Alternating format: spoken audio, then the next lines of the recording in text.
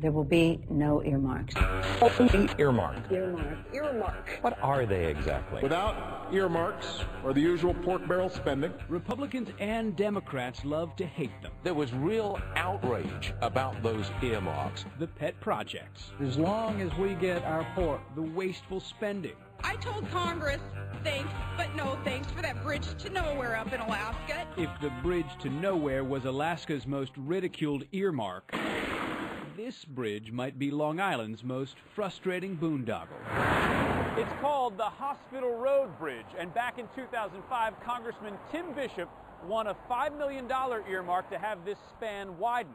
That was important because this road is often a traffic bottleneck at rush hour. This is Tom Berger. He is an East Patchogue resident.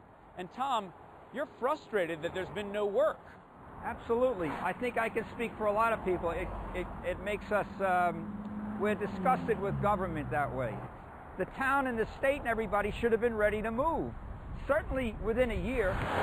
Now it's been 6 years, and the Hospital Road Bridge is still stalled. The $5 million earmark is a disappearmark. And it turns out New York is sitting on a lot of them. More than $600 million in dead-end earmarks, projects local governments never got around to. For example, Congressman Anthony Weiner got $15 million for ferry boat service to and from the Rockaway Peninsula. 6 years later, that money is untouched. Representative Charlie Rangel requested $8 million for a parking facility here at Harlem Hospital. It's been 6 years, and that money is still unspent.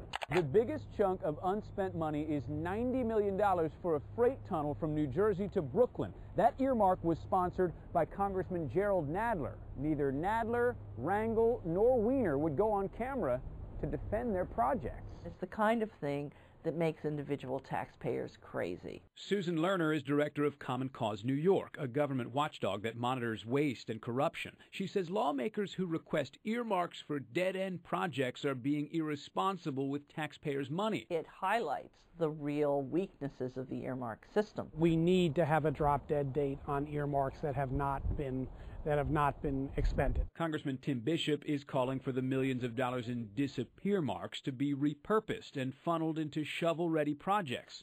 Of course, he was the lawmaker who requested the Hospital Road Bridge expansion. Is it fair to say you should have seen this project through? No, that's not fair to say. I don't make local decisions.